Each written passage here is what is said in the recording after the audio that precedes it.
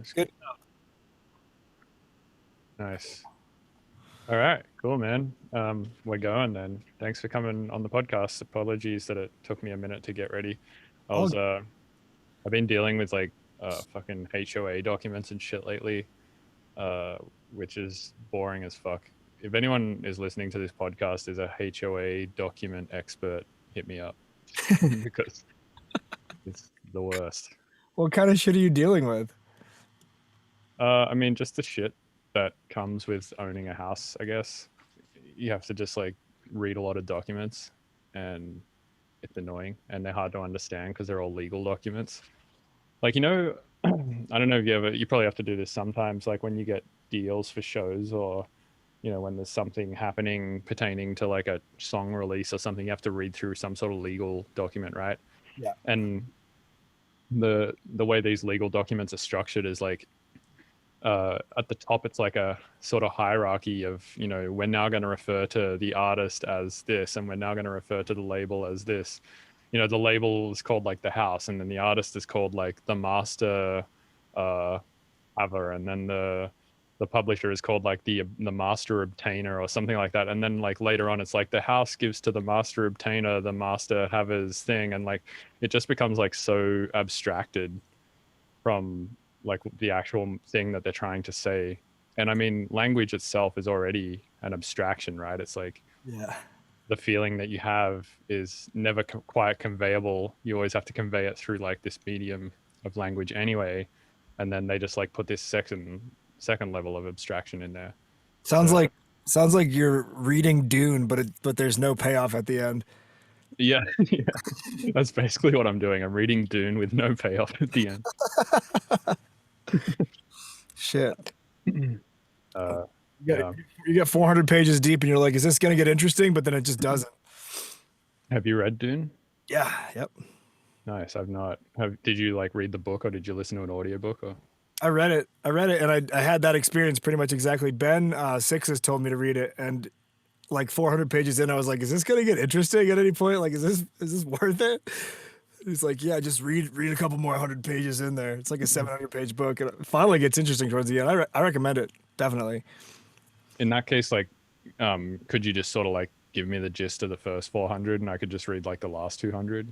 No, no, it's like tons of backstory and history of all the different families involved, and all of the drama leading up to why they're fighting on this barren desert planet, which is basically all for the spice. But like, it's confusing. It's all family history stuff.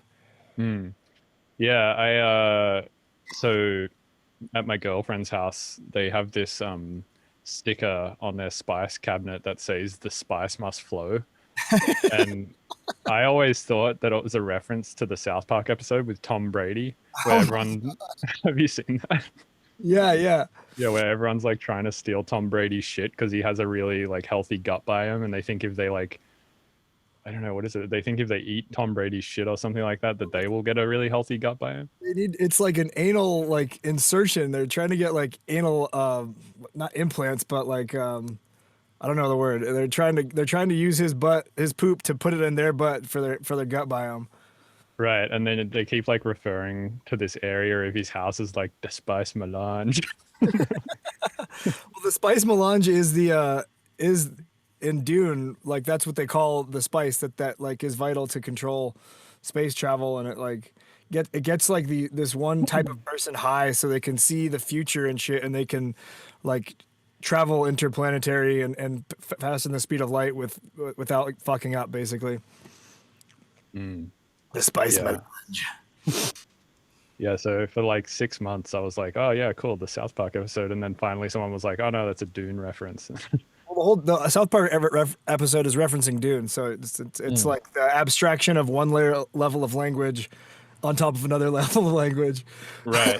Yeah, I never realized that the South Park episode was referencing that. I thought it was just them coming up with some dumb shit. Like, and to me, I was like, yeah, the Spice Melange, it's hilarious.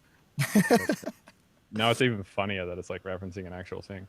Man, Yeah, speaking of like crazy fantasy shit, I've been watching Game of Thrones lately. I'd never watched it before, and I'm up to season 3. It's pretty sick. Have you watched it? No, I'm one of those people that like wouldn't watch it because it was too cool.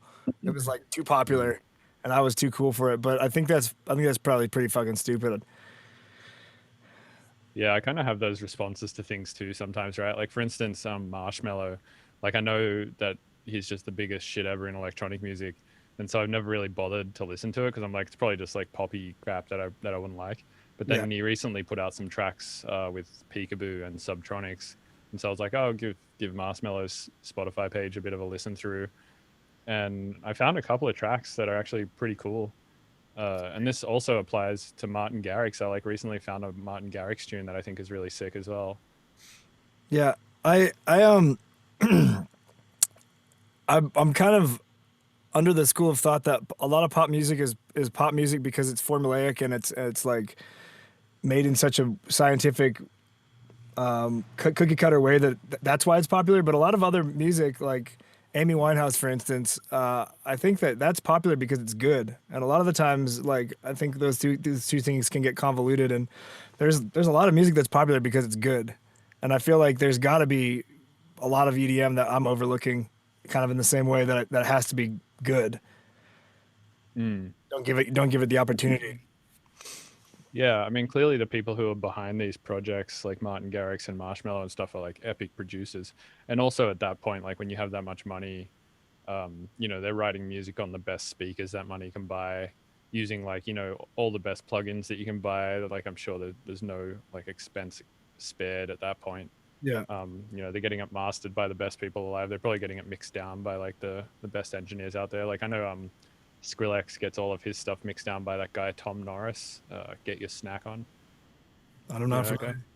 familiar. He also engineers like a lot of Zed's stuff. I think he did In the Middle or whatever it's called. Um, he also like engineered Lady Gaga's recent album. Awesome. Yeah, this dude is like, I really want to get him on the podcast. Actually, he essentially went to school for linguistics, and then like basically just at the end of his linguistics career, degree, he'd been just like messing around on Fruity Loops throughout like his graduate degree or whatever, and at the end just decided like, oh fuck it, I don't even like want to do linguistics anymore, and just like started engineering for Skrillex. What? Yeah, he was just like on the Fruity Loops forum all the time, and he would just like post these sound recreations. This was like back in the day when I guess everyone was trying to figure out how to make like Skrillex sounds and stuff. He'd be like, "Oh yeah, I figured out how to make this Skrillex track," and like it would just be a perfect recreation of it. Um, Jesus. and I guess from that he like got kind of picked up by a lot of these people. And he was Yeah, like, "You're so good at making this that why don't you just make it for me?" yeah, exactly. He's like, I'm kind of busy doing other shit at this point in my career, so I'll just hand the music bit off to you. Jesus. Mm. I was in the school that I went to Expression in the Bay.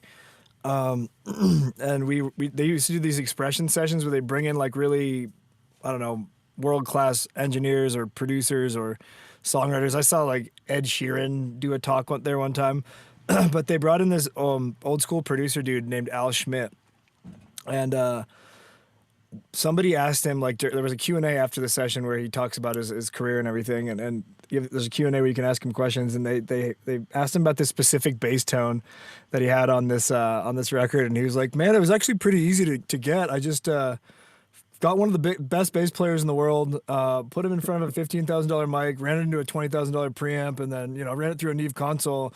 I didn't really have to do much after that. It's like, oh yeah, it's just like having access to the best shit ever. Of course, Yeah, you're like gonna get a good result.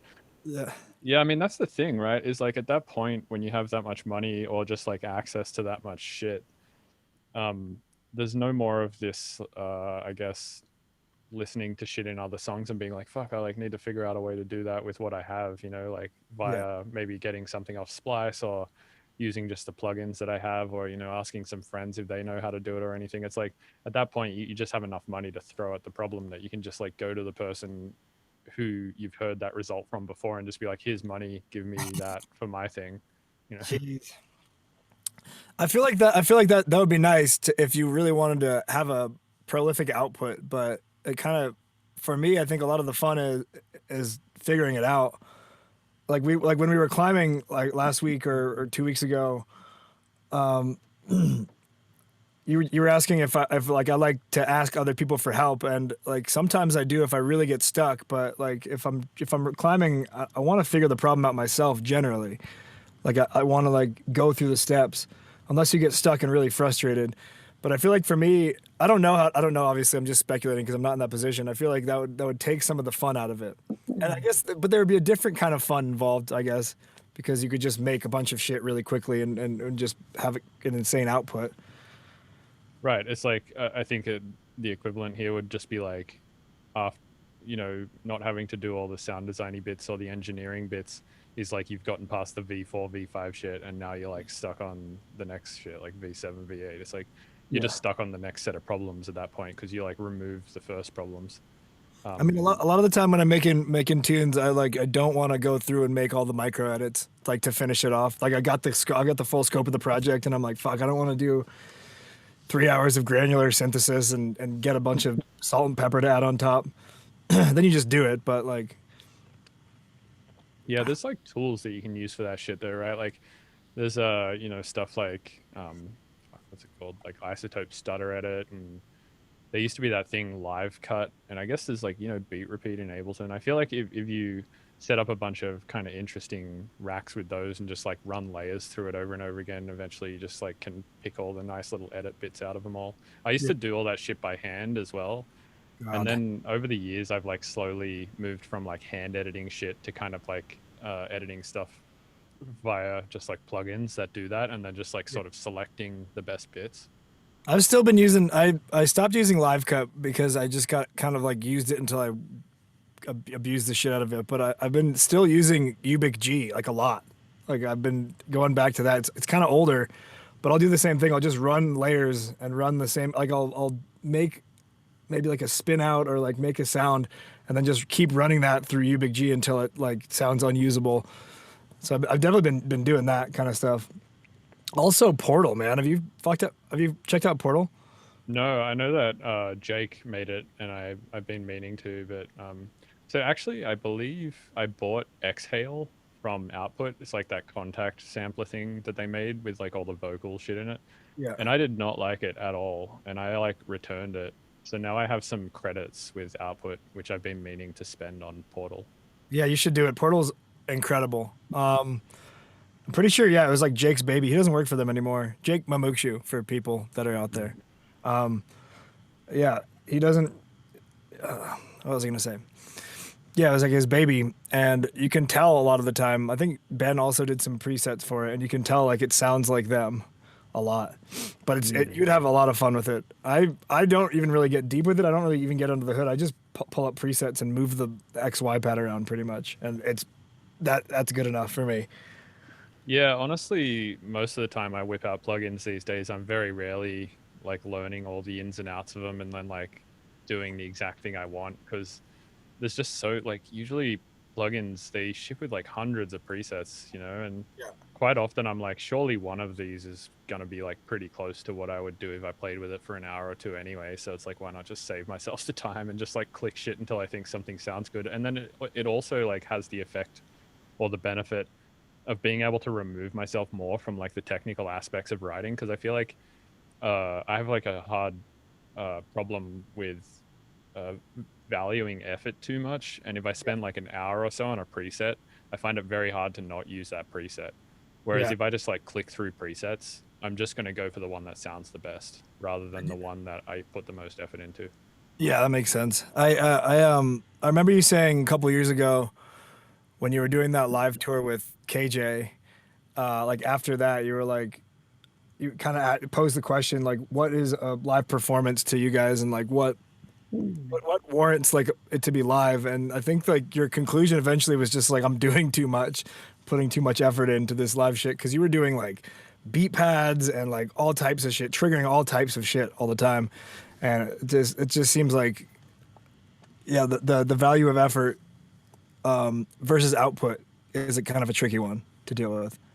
Yeah, totally. Yeah, I got to the point with that live shit where I was just like, I don't really enjoy putting together these sets. It's like hours and hours of work to put Yeah. together these sets. I mean, it's still hours and hours of work to put together DJ sets, but like Yeah. it was like hundreds of hours of work to put together these live sets. Uh, and then that was like hundreds of hours. I mean, there's like albums worth of time that I put into building sets that I could have just been building more albums, you know, or writing more albums. Yeah. And I think at the end of the day, I would have had more fun making albums. I would have probably learned more making albums. My career probably would have progressed more from making albums. Like, there's just so much more benefit, I think, to writing music over building live sets or live shows. I guess that's another thing, right? Where like if you have enough money and you get to that like marshmallow level or whatever, you can just be like, hey, Melt Creative, here's $1 million, build me a show. They'd be down. Shout out Melt Creative. Yeah, man. Yeah, They're it's called something different now. They're called Extended Reality Group. nice. Yeah, they had a switch of ownership. But yeah, I feel you. I don't like. I don't really enjoy too much building DJ sets with record box and like I enjoy playing them, but I can't imagine what it would be like spending 100 hours on a live set. And it's like, and to be honest, like as a producer, like our friends get a lot of that out of that, and like our mind is blown, but the average person like who likes to see a guitar on stage isn't really going to get much out of that. They're going to be like, oh, he's pressing buttons, but I don't have any idea what the fuck he's doing. Mm. Yeah, I feel like it's hard to like translate what's going on to to most people. I feel like at this point of like music and society and whatnot, most people who aren't even like into music at all have had the chance at some point during their life to at least press some buttons on a piano or like pick up a guitar at a party for like 2 seconds or something. So they like have some vague understanding of like how hard it is to do that and also what's required of doing that. And then therefore when they see somebody else do it, they're like, one, I understand what they're doing, and two, I understand how hard it is to do, so they can be in awe of it, you know. Yeah. Whereas when you're like playing a beat pad or something, or you're like even just sitting up there with like a push or an APC like triggering stuff, these people have never used one before, so they don't even know what it does. Yeah. And two, they don't know how hard it is to do, so it's hard to be like impressed by it, because for all you know, it could be the easiest thing ever, right? Or for all you know, they're not even doing anything. It's like they're just sitting around fucking pressing buttons to look cool. I mean, or you got like the future primitive and the antennae who like pick the thing up and move it around, and that's impressive for some reason. But like if you just had it down, it's less impressive than like seeing the motion. And like in reality, it's like a filter sweep. Like it's not that impressive of a technique, but like it looks impressive. And like I think it looks kind of cool when they do that shit. I'm like, yeah, fuck yeah, do that shit. Move it around, have fun with it. It's more enjoyable than just like watching somebody sit there on a computer. Yeah, have you seen Ankle Pants play a show before? Yeah. Yep. So he does that kind of shit, except for like instead of doing a filter sweep by moving a controller, he like moves his whole body because he just has accelerometers attached to his like suit and stuff. Yeah. We had him out for Wormhole Halloween several years ago. Right, And, the show with Noisia. yeah, Noisia and EPROM and I think On Hell. It was wild, but he just kept going. Like he kept playing. And he was like standing out on the subs and he just wouldn't stop playing. And eventually, like, it was like an hour and a half in and it was like almost 3 a.m. Like, and we had till 4. I think eventually one of the wormhole dudes was like, dude, do you have your gear with you? And I was like, yeah. And they're like, please go set it up. We gotta stop this somehow. Like, it's like, I think we reached the threshold of how much of this we can take. Cause like, for me, it was like, that was an awe-inspiring performance. I was thoroughly enjoying it. Like he pees on the crowd and shit. Like it's, Well, it's he doesn't pee on the crowd. He squirts them with some form of liquid. It's not piss. out of a dick nose. Yeah, yeah. He It's definitely it's does not pee it on is the liquid that comes out of a dick, but it's not piss. no, does not pee on the crowd. It's definitely noteworthy. Yeah, yeah. His performances are crazy. I've heard that from a few people at this point, that like specifically from that party, that a lot of people were like, man, it was a lot. Yeah, I mean, I've watched him play like, I don't know, 20 or 30 sets at this point, and I'm always super, yeah, man, and I'm always like super impressed. Just because it's so different. It's like, when else do you get a chance to see something like that? I was definitely impressed. I think it was more like the Oakland crowd couldn't really handle it. I was fucking into it. I was like, this is insane. That party was just wild though. There was so many things about that party that were too much. Like that the cap at New Parish I think is around 375, which is like pretty low for that amount of like space because there's the upper level and the lower level, and like 375 is pretty comfortable in there. But I think we had 900 people in the room, Oh my gosh. and it was like, e- Isn't that like highly illegal? yeah, it's definitely illegal. Damn. But I mean, like they don't do shows there anymore. It's fine. Um, but like when you think about it, like a lot of Sanders sets can be too much for a lot of people. That's my shit. Like if I get to see EPROM, I'm like a pig in shit. But Noisia, that's pretty intense too. Like I think it was just like one thing after another that was all really intense, and then you get ankle pants to finish it off, and I think people were like, "Oh God, I can't handle it. It's too much." Wait, so was he supposed to play until 4 a.m.? No, you're supposed to have an hour set, and then we were like, I think they were just gonna have like wormhole DJs back to back, but there was no solid plan. And he just kept going. Like he just didn't stop because there was nobody to like play after him, and I think we just kind of like let him go because like it's a spectacle, and you're not gonna like run up and touch him while he's playing or tell him to like stop. Like he's fully committed to the act the whole time, which I respect. Yeah, man. I saw him play at a Bush Tuff once, this like 10 years ago at this point.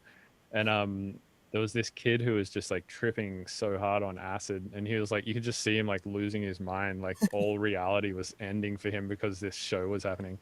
And he like went up to the stage to try and make it stop, and like started pulling cables out, and he like No, pulled his sound card out, I think, so the music like stopped. And then Ricard ankle pants like chased after him and just jumped on this kid and started beating the shit out of him, like no. whilst he was still wearing the mask. And like, so this kid who's like already losing his mind is then getting like beaten up by the thing that's causing him to lose his mind. A dick monster. Yeah. Jesus, Yeah. that's so intense. There's this Israeli dude who, not really on the same tip, but have you heard of Stubby? I think his name is. Yeah, dude, what he like wears the red tights and stuff. Yes. My God, that guy is awesome. I saw him at Serenity maybe or something out at Woodward Reservoir, Symbiosis or something, with like no idea of what was going on. I just walked up to the Psytrance stage and it was incredible. That dude is on some shit. He's got like a crazy theremin has like Edison bulbs that light up with it, and he's doing so much stuff with his arms, like he's conducting it. Obviously, he's not conducting it, but man, that's another dude that I think people need to check out. Is Mm. Stubby. Like if you like really out there, fucking awesome wild live performances, that guy's rad. Yeah, he's an interesting guy. So I've been to Israel a bunch of times, and I should note that I will never go there again. So don't worry about harassing me about it anymore. Yeah, Uh, don't yeah, a harass lot of Bill. Bill's a good guy. yeah, a lot of people when they learn that I've been there, all of a sudden like, you piece of shit, how could you? And it's like, I mean, yeah, the years that I went there, I was like not at all aware of the conflict, and obviously the conflict's gotten so bad now. I won't, yeah, I won't support Israel. But anyway, I went to Israel, which is where Stubby is from, and yeah, he owns like a ton of studios there, man. Like he owns like 20 or so, like just really really nice studios. That's kind of his job, is like he rents these studios out. Whoa. And so I like spent a bunch of time in those, which were cool. And I think now he has this truck which has this crazy studio in the back of it that he just drives around Israel, like writing tunes in the back of. What? Um, and then yeah, the other thing that's really interesting about him is he's like massive in China. Like Yeah. that's kind of his main gig, is like going to China. And it's kind of funny in China, right? Because they have like the Great Firewall of China, so they can't like access really internet outside of China, Yeah. at least not very easily. Um, I think you can do it with like VPNs and whatnot, but for the most part, people don't. And so you can kind of, according to, I heard this from Zebla and Kanti, I think it was Ben that told me this. You can kind of just go to China and then just tell them that you're a huge act from the US, and there's like nothing they can do to like Google that and verify it or not. So you get a lot of these promoters like booking Western acts and just being like, yeah, man, they're like massive in the US. So like these people over there are like, oh yeah, this is like the shit. Fuck. And I don't know if it's somehow Stubby has like established himself over there. And I've just seen photos of some of the shows that he's played over there, and they're just huge, That's crazy. awesome. How do I get on that train? Should I hit up my agent and tell her to book me in China? As far as I know, you need someone to like represent you over there, like an ambassador or something, or like a representative. I don't exactly know how it works, but yeah, I know that it's yeah. There's a few people who have been over there. Not many though. I mean, Subtronics has done a tour there. I think Virtual Riot has done a tour there. Zebla and Kanti have done a tour there, and as far as I know, that's like all the American people I've seen go over there. And I think the way that Zebla and Kanti got over there was that one of the people that Ben taught as a professor at Valencia, Berkeley, Yeah. was a guy named Juan, and he's a Chinese guy, and he was able to like act as that ambassador guy or whatever, or the representative for them and get them in. I think Sokka is originally from Hong Kong. Hong Kong and China are very different. They're Hong Kong, like not in China. no, it's like its own thing. Oh I mean, wow. it's technically I think a part of China, but it's like definitely not the same. Okay. Like Well, you can just go into Hong Kong. You can't like just go into China. okay. My brother-in-law's family lives in Hong Kong, so I was gonna suggest that next, but not that doesn't cut it. No, I've played in Hong Kong. It was Yeah. pretty cool. It was cool. Yeah, I went there for there's a school there called Soul Passion, run by this guy named Ed Rollo, I think is his name. And yeah, they had me over there mostly to teach a class, but then I also played a show. And the show was honestly like there was like 10 people there, but the club was insane. Like all the walls and the roof were all LED walls. Whoa, It was like just a full cube of LED. that's It was just insane. yeah, it was nuts. So that was crazy, but like yeah, the turnout it was not crazy, and the show itself was like the vibes were low considering the room. Well, I mean, I guess playing in a new country is always kind of a risk. You never know what's gonna happen. I also went to Israel. Please don't kill me for it. But that was crazy because the cats that brought me out have this like music sharing group on Facebook, and the people that they bring, their crowd rather, is really avid because there's not a lot of bass music that happens in Tel Aviv, and so they'll drive from all over the place to go see it, and they kind of like are really about the music, and so they're on this music sharing page, and they'll start plugging you on the music sharing page like 2 months before you go out there and play. So I was at a club in Tel Aviv playing to like 900 people, and they were like yelling the Adventure Time samples from my songs, but like as they happened, and it was just the most surreal experience. But like at the same time, they could have not done it that way, and I could have had 20 people at a show and like halfway across the world. Was So, that fusion culture? yeah, yeah, Yeah. Fusion culture is sick. And yeah, that's the thing, right? It's like when you go to Israel and you hang out with the fusion culture people, you're like, man, these people are just like you or I. Like they're not the fucking people oppressing Palestinians. no, But it's kind of a moral dilemma because at the same time as going over there, it's like you're bringing money into the Israel economy. yeah, You're like stimulating the economy by like, you know, having events there that you're sort of perpetuating the attendance of and all that kind of stuff. And yeah, so it becomes like a complicated thing to deal with for sure. absolutely. Uh, and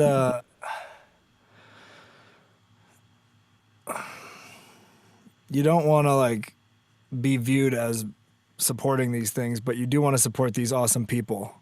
Like those people are rad. Um, so Yeah. yeah, Yeah, agreed. Yeah, it's a definitely not an issue that I think I'll ever understand. And I don't want to talk too much about it because I feel like it's just going to end up in cancellation. Dude, yeah. I've almost gotten cancelled so many times lately for just fucking random shit I've said on Twitter. Oh I've got God. to, I know, man, I have to be more careful. I've been trying to be more careful since about like just blurting out opinions. I feel like I'm just really bad some days about just kind of being pissed off on the internet. Yeah. And, and it's kind of embarrassing because I'm like a fucking 33-year-old man who should like, you know, have his shit under control. I mean, And everybody's you got. know, yeah, for sure. But it's like, I mean, I also have a responsibility, you know, because I have like a kind of a larger platform and stuff. It's like I shouldn't, you know, I should be more careful about just like saying dumb shit that might hurt people's feelings. But yeah, every now and then I'll be like, you know what, fuck this, and I'll just like make a statement, and then all of a sudden I'm like, oh shit, everyone hates me, and it's Delete, like, delete, delete. yeah, Abort. I don't have a big enough Twitter following at like I made a Twitter account like 9 years ago and I never used it, and I just recently started using it, and I feel like the inactivity kind of like dulled the page down. I can't get over like 1,000 followers. I've got like 1,500 right now. I can't breach into more. And so it's like definitely the place that I just go and spew dumb shit, because like all the other platforms I got, even my personal page on Facebook, like I feel like I can't say whatever I want. But most of it's positive anyways. It's just like stupid. So I feel like I wouldn't be able to get canceled from saying dumb shit. But I feel like I've got those days too where I get pissed off on the internet. It hasn't happened for a while. I almost got canceled back in the day for saying some dumb shit like on a post about symbiosis, and it was like I was arguing with somebody about people having music in their campsite, and I was like, people should be able to do whatever they want. It's a music festival, and like we got in an argument about that, and it's like that's the most asinine. Like, come on, dude, get your Yeah, shit together. how are you gonna get canceled over that? People, what's the problem with somebody playing music in their campsite? As long as it's, I think as long as it's not interfering with like the music at the main stage, plus it's not like keeping maybe people awake all night if people want to sleep and recharge for the next day. You know, like if you're doing it responsibly and like not being an asshole about it, and you know somebody tells you to turn it down, you're turning it down, and like all that kind of stuff. I don't see a problem with that. I think it was just the language that I was using with these people. I don't think it was the actual argument in the first place.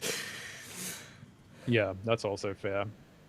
Yeah. Um, yeah, the two times I've almost gotten cancelled recently, one was for the name of my Facebook group slash Discord group, which is it Oh yeah. was called the Belegal Immigrants, Yeah. and a lot of people were like, "Well, illegal immigrants is like rhetoric from the right, and you're just like perpetuating that with this name." And I was like, "That's fair enough." So I changed the name to just Belegals, and they were like, "Well, that's not a, that's no more helpful because illegals is also just shorthand for illegal immigrants." Okay. So I read about this problem and I was like, all right, yeah, I definitely don't think any human is illegal. I Yeah. think that's total bullshit that anybody even thinks that. I think it's disgusting that people think that. So I changed it to just belegal community, and a bunch of people still were not happy with that. And I was like, man, I can't just like completely change it at this point. Like at this point, I have a label built around it. I have two labels built around it, like belegal sounds and belegal beats. Yeah. Plus, I have like an entire corporation registered in Nevada as an LLC around this shit called Yeah. Belegal Corporation. It's like at this point, I'm pretty, unfortunately, married to the name. I wish at this point I could just change it because I'm sick of arguing with people about it. But um, so that was one of the things, and then the other thing was like about a month ago or something, when I said that I don't think that trans women should be able to compete against cisgendered women in sports.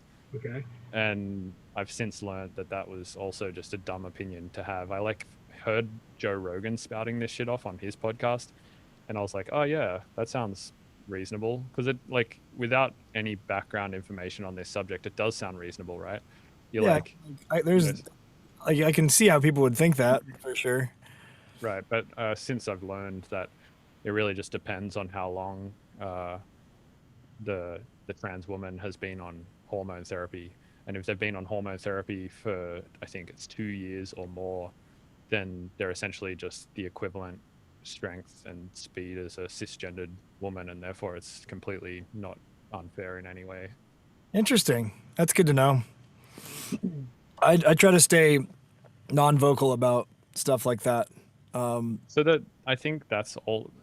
The thing is that's also kind of problematic, right? Because if everybody just stays non-vocal about it and is like um abstinent in their unlearning of, like, you know, social stigmas and stuff like that, then that also just doesn't get us anywhere, though it is the safe thing to do on Twitter. Yeah, I mean, like that's fair. I think that for me, I just don't want to talk about things that I don't know about, and I haven't done any research on it. So it's like if there's a some type of political issue that I actually know about, I'll definitely talk about that. Like cops shouldn't be killing black people. That's pretty. Cops shouldn't be killing anybody. Stand by that. But I haven't done any research on the hormone therapy of trans women, so I haven't commented on that. But maybe I'll do some research and talk about it. Yeah. Well, yeah, I think it's a double-edged sword, right? Because it's like at some point you want to like talk about issues on the internet and like have conversations about them, but it's really hard to do that on Twitter because of the fear of getting canceled, right? Yeah. Like if you have the slightly wrong opinion for a minute and somebody doesn't like it, or a group of people don't like it, it's like very easy to just like lose your entire career, which you've invested like a decade into or whatever. Well, people will Um, like circulate the screenshot of you saying the bad thing, but like won't accept the fact that you've learned something else. well, that's not true. I mean, I made an apology about this after I realized that I was wrong, and it seemed like people accepted it, which was really nice. Okay. And that apology is still, I think, pinned as the first thing on my Twitter, I believe. Let's see the file. Yes, it is.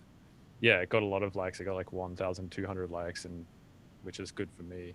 Yeah. And yeah, a lot of people read it and were receptive to it, which I was actually kind of had a lot of. It gave me like faith in humanity, you know, because like in the past I've seen people just like get straight up cancelled and then Yeah. try to apologize for stuff, and then just get like even more cancelled. And in some cases that like makes a lot of sense. For instance, with Datsik, like his apologies were horrible, They and were what he did bullshit. was yeah, and what he did was also like just you can't apologize for it at this point. I feel like is No. the damage is done. You shouldn't Um, be doing that shit in the first place, and you definitely shouldn't release a quote unquote apology that it starts with yo. it starts with yo and doesn't include the words "I'm sorry." Like, you got to say "I'm sorry" if you're gonna apologize. I'm sorry, dude. Yep. Yo, I'm sorry. That would have been better. Yeah, yeah.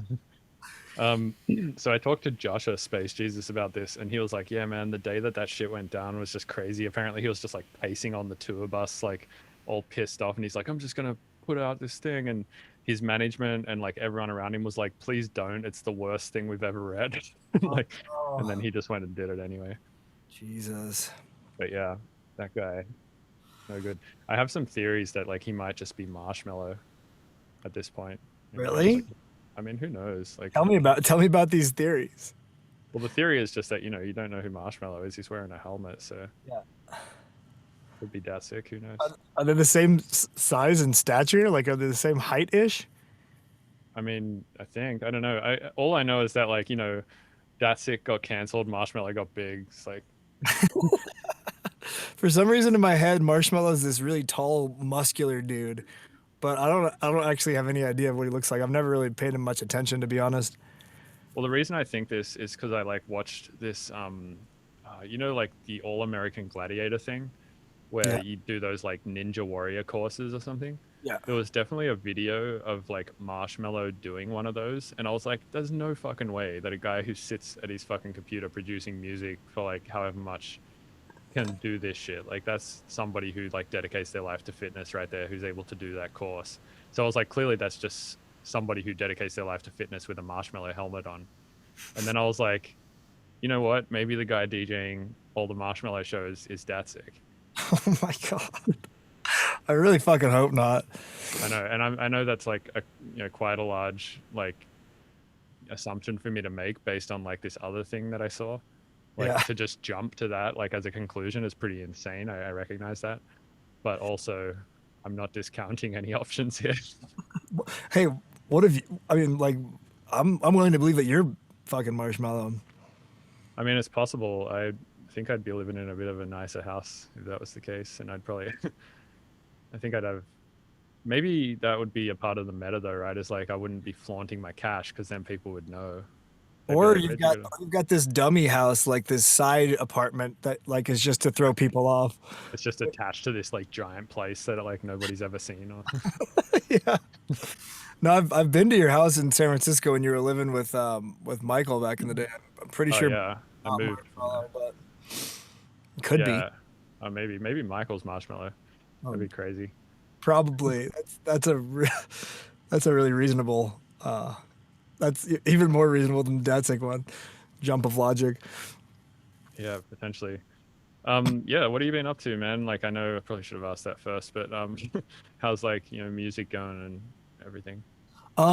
This year has been better for music for me than I've been dealing with for a long time. After I wrote the full length album that I put out, I had a hard time kind of, I don't know, it was kind of like, I don't want to sound insensitive, but it was like postpartum depression, like, like after you have a baby and then you get sad about it, like not being inside of you anymore, I guess, postpartum depression. It felt like that. Like I felt like wasn't able to express myself because I kind of said everything that I meant to say. And that happened for like 2 or 3 years. And recently I feel like I found my voice again. I've finished an EP that's coming or came out last Tuesday, and then I've got another drum and bass EP that's like almost done. I've got just to finish the last song on it, and I've been collabing with people and like I did one with 5 a.m. the other day, and Chris Killsmith and I just started one with Alejo, and it feels good to just like be focused again and actually able to do what I want to do with music. Hmm. It's really good. Nice. Yeah, I kind of get that sometimes as well, actually. Like once I've written a bunch of music, I'm like, oh man, yeah, I've kind of like that's all the new shit I have to say, I guess. When I say like that's the new shit I have to say, I guess like that's just all the new expressions that I have inside me, I guess, like all the new things that I've converted from experiences into pieces of music or whatever. Yeah. And then you just kind of have to wait for that to replenish again through like time, I guess is like the only real way to do it. Yeah, I always say that you can't write music about writing music. You have to write music about life, which is only true to an extent. You can write music about writing music if that's your life, which I mean it is for probably both of us. But Mm. I feel like also when I'm towards the end of a release, I kind of go like into this manic crunch time mode where I'm just focusing and spending like 8 to 12 hours a day doing that and trying to finish the release. And I feel like sometimes after I've been in the studio for a whole month, I just don't really want to sit there and do it anymore for a minute. And I feel like that's part of it. Like I've expressed all this stuff. I like fine tune all these minute details and just kind of need a break. But three years of a break is much too long. Like that's you're kind of shooting yourself in the foot. You have to relearn a bunch of stuff that you spent a bunch of years learning. It's Right. Do you not think you could spend those years doing other tasks that still pertain to the overall project of making music though, like sound design, file organization, administrative stuff, getting all your business crap in order? that's definitely a good point. I definitely could have done that. I didn't personally, but you definitely could. Like I feel like a lot of the time, if you're working every day in the studio, you're not going to be writing new tunes or doing sound design every day. A lot of the time, you will be trying to organize your library and getting emails sent back and making sure that your taxes are done and shit like that. Yeah, I think those things are just as important actually, because I feel like honestly, if I don't have those things under control, like if I don't do enough sound design, then I end up just pulling from Splice all the time. Yeah, Because I need new sounds. Like I don't want to just keep recycling the same sounds I used in the last songs. That gets super uninspiring. yeah, I also, if I'm not doing sound design, I'm not like usually learn using, because like I said, when I'm writing music, I usually just like open a plugin and pick presets, right? Because I don't want to get like jolted out of that flow of writing music. I just want to pick something and move on. yeah, Um, so if I'm not like doing dedicated sound design sessions, I'm never getting the chance to learn how new plugins work and stuff. So I'm just kind of like stunted in my knowledge. And then if I also don't like do my taxes and shit, I just have this like looming anxiety over me all the time. And then I find it extremely hard to make music because as I'm making it, I'm like, fuck, I know I have to do this thing. Like I feel guilty for making music. And that's kind of like a weird thing in itself, right? Because as far as I understand, a lot of people feel the opposite way. They feel guilty for not making music. yeah, And more often than not, I feel guilty for making music because I know I have like other background tasks that need to get done. yeah. That's what Anand is for. He just handles all that for you, right? Not all of it. I mean, some of it for sure, but there's Anand, do some. my laundry. Yeah, exactly. There's like some stuff that Nan can't handle. Yeah, Though he does really well on like the visa stuff and obviously like all the show stuff. He refers to himself as a glorified travel agent, which I mean to some degree is true. yeah. He's funnier than any travel agent I've ever met, which is zero. But like, I'm assuming that he's funnier than pretty much all of them. Yeah, that's probably true. Speaking of people who are funny, I was gonna say before when you were talking about writing music, I feel that's like the same thing about comedians after they've been just like traveling a bunch and not having any life experiences. You see in their like second and third Netflix specials, all their jokes are just about airports and flights. Yeah, yeah, yeah. It's like you can tell they've just been like traveling their first material and like all they've been doing since is like flying around and shit. And then they're like, so airplanes, hey, like I had a funny experience on one of those the other day. I mean, I've definitely noticed that for sure. Or they're like, "Oh, I was talking to somebody outside of a show the other day," and it's like, "Well, that's your whole life now, I guess, is airplanes and talking to people outside shows, not Right. getting enough sleep." Yeah. So the track that you started the other day with Killsmith and Alejo, is that going to be like an ultra sloth tune? We like initially thought it was going to. Well, I'm not sure what direction it's going to take. It's pretty chill. It's on the chill side, which definitely is not ultra slothy. But if we can bring it around, then yeah, I hope it's gonna be an ultra sloth tune. We can get it over to the other Chris and get that going. But it's like real vibey and mellow, and it's like kind of on the chill smith, like more chiller my side things. But we're about to send that over to Alex and have him work on it, so maybe he can bring it around and make it a banger. Nice. Yeah. Cool. Yeah, how's the ultra sloth stuff been going? You've been doing that for what, like a couple of years now? We started it in 2016, but we weren't making the kind of music we are now. We've been getting in the studio a lot more than we have over the last year. So Chris and I have been getting together because we lived like so close. And we've got like some new projects started finally, and they are coming together really well. It's like I don't know. I'm sure you have this experience in the studio sometimes where you get down and you sit there and nothing really comes out for like 8 hours, and then you've got other days that you just sit down and like write a whole tune in 6 hours. And that's kind of how it's been with Chris and I lately. It's we've just been writing like sitting down and a lot of ideas are coming out, Mm. and that's exciting. It's definitely exciting. Nice. Yeah, I've written music with Chris a couple of times at this point, and yeah, I definitely have the same experience. Like one time a track happened in like 2 days, and Yeah, the last few times I think we've worked on shit. I mean, the track that I'm just about to put out of ours on my new album took us like a year to write. yeah. And then there's another one that we wrote the other day in a couple of days that I don't like at all. So, Does he so like it? I don't know. I haven't asked him. I mean, I assume he probably doesn't hate it. I mean, I don't hate it either. It just needs a lot of work. So I think that one's going to be another like 6 monther or 1 year. Yeah, yeah. Well, I'm seeing him tomorrow. I'll ask him if he hates it or not. Nice. Yeah, he told me he just went on some like crazy rainforest walk. Yeah, him and Britt went walking in the rainforest for like a week. It's a And lot. they're just done now. I have to actually run to his house after this. He forgot his laptop charger, so I have to pick up his laptop charger for him. But yeah, I can't. I honestly, I don't know. I can't really imagine Chris being out in the rainforest just backpacking for a week, but like easily. But he did it. I bet he had a blast. Yeah, I've never done that, man. I think I'd probably fucking lose my mind. I'd either lose my mind or I'd like lean right into it and be like, this is sick. Yeah, I feel like you'd be, especially with the way you've been living your life lately. I feel like you'd be like, "This is sick." I feel It's like probably true. Yeah. once you got the challenge going down, you'd be like, "Fuck yeah, this is awesome." Yeah, that's probably true. I went out to Moab recently and like just mountain biked for like a week and a half straight, and that was sick. I was like, I would just do this forever, honestly. Yeah, It was really fun. it really scares me. Mountain biking really scares the shit out of me. Like you've done it before, probably? I've done it twice. Yeah, I did it in not Spokane. It's Bellingham, which is like one of the mountain bike Yes. capitals of the country. It's like they're really into it. And my buddy from high school took me up, and I think he was just like, "Woody's a pretty gnarly dude," so we'll take him down to Black Diamond for the first run. And like I handled it. There was like a 6 foot cliff drop. Like it was a lot of shit that was sketchy. Like I shouldn't have been doing. Definitely crashed into a tree at some point. Maybe that's why I think it's so scary. Is because I've only done like challenging like runs. Never started from the bottom and like eased my way into it. Yeah, you got to work your way up, man. Like you got to start on like a green trail, and on a green trail is basically like all double track.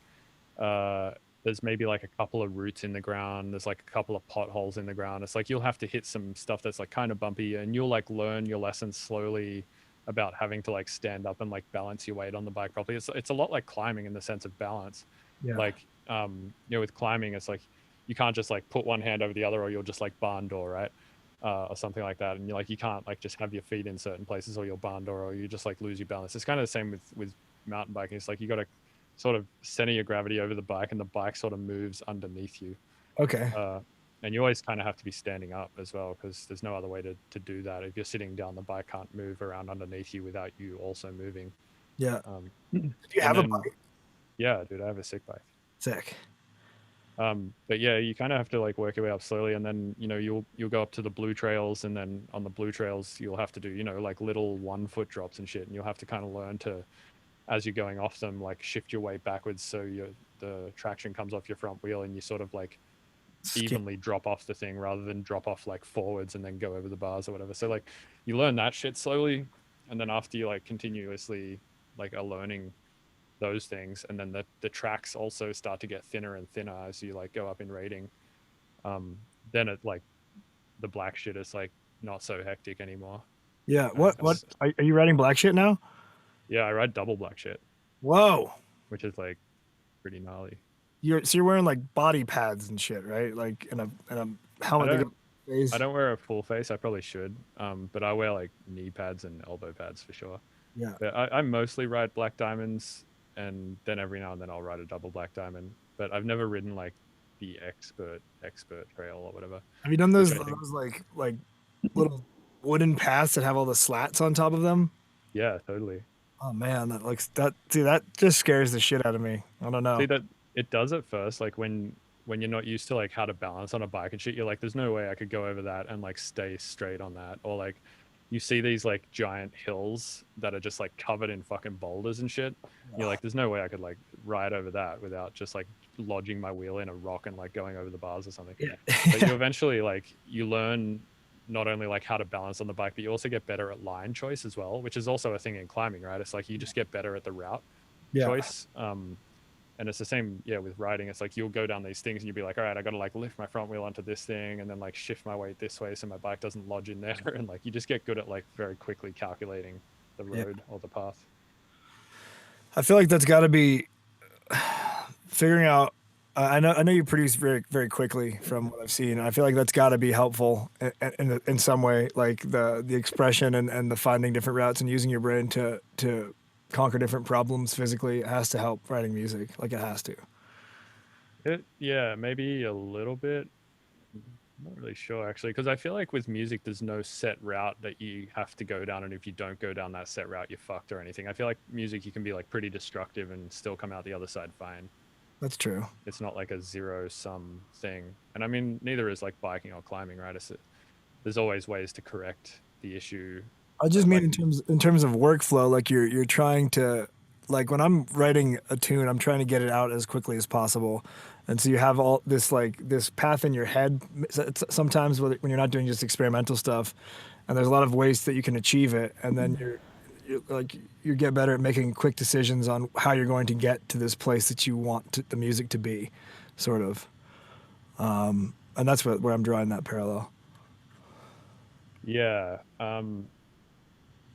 But I think the difference is that like with biking, if you pick the wrong path, you just fall off and hurt yourself. Yeah, yeah, Uh, yeah, yeah, and yeah. with music, if you pick the wrong path, you just get like maybe a little stuck and you're like, like it's fine. I can just like undo a bunch of shit. With biking, like you can't undo a mistake. Yeah, And that's I true. guess with biking, a mistake is very rarely something that comes in useful. Whereas in music, a mistake is quite often like the generation of a new fancy idea that you never would have thought of. Yeah, absolutely. Yeah, that's true. But yeah, we should go riding at some point. I'd love to ride with you. I'm down. We could I'm do like a simple trail, like a blue or something. yeah, I'm down. I'm just scared. Is there a lot of places to go in the bay? Dude, yeah, there's tons. And also, yeah, the riding out here is sick. Actually, mountain biking was invented here, which Really? is, yeah, it was invented in Marin. That's wild. Yeah, it's crazy, right? Never would have guessed. Yeah, I never would have guessed that either until I got into it.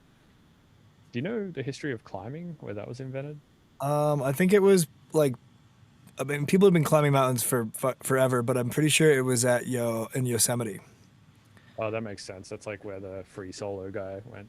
Yeah, I'm pretty sure that like that Dude. the place that it got like really I don't know, people got really into it and it became a whole thing was in Yosemite.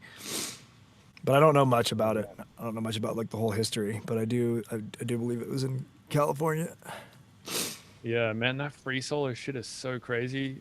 Like, first of all, just the like not only the fact that he did it with no ropes, like that's crazy in Yeah. itself, that he could just at any point in time fall and die.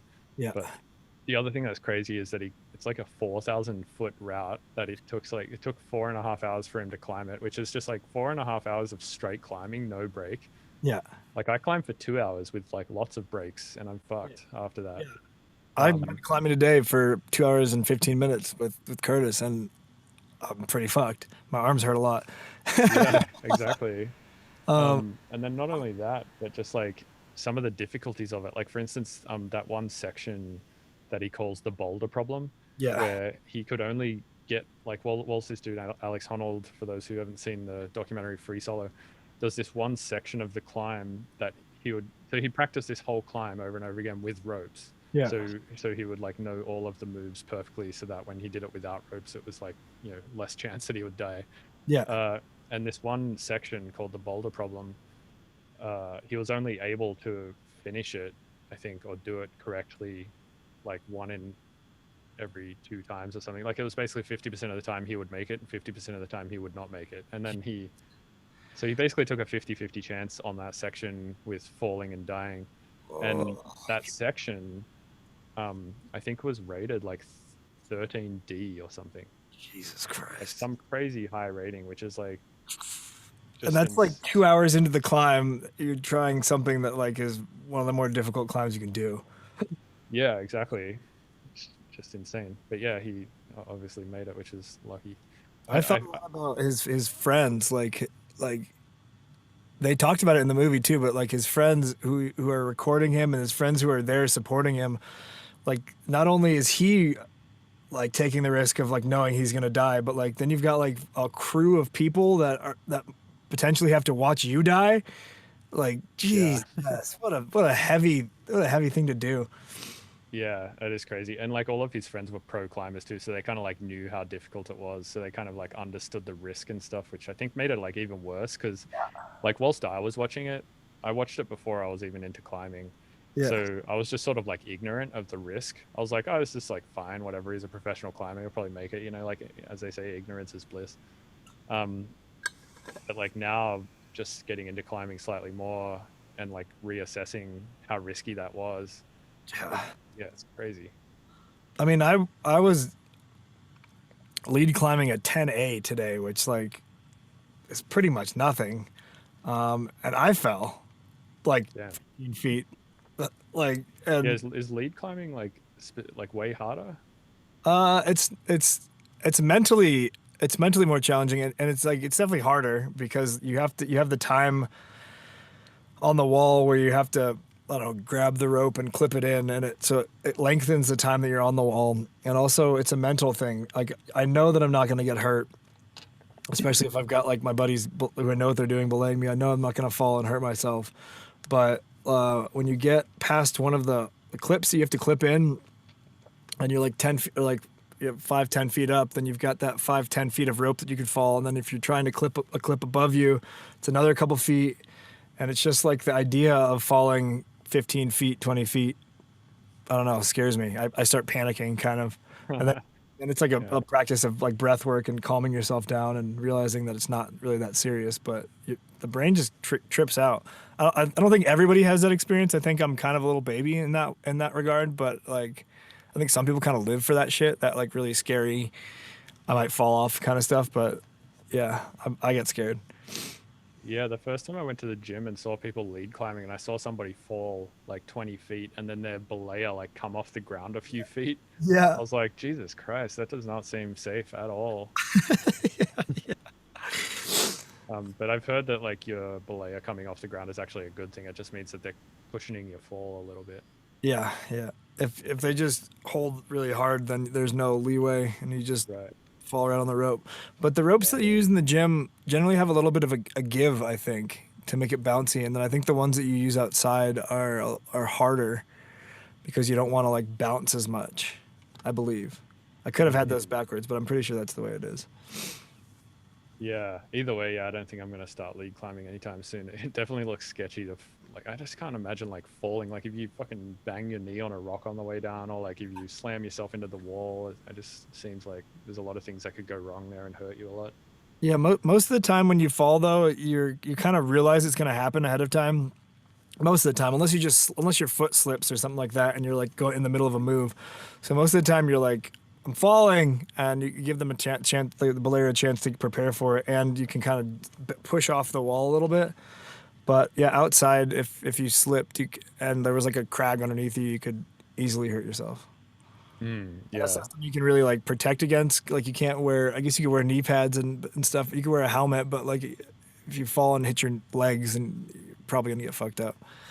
We should be wearing a helmet anyway, right? Doing outdoor stuff. Yeah, Because those absolutely. rocks can like just fall. Yeah, Crazy. yeah. Well, fuck, man. Yeah, we should do outdoor climbing at some point. I'd be super down. I'm coming out for the tipper shows, so Nice. maybe we can do it surrounding those or something.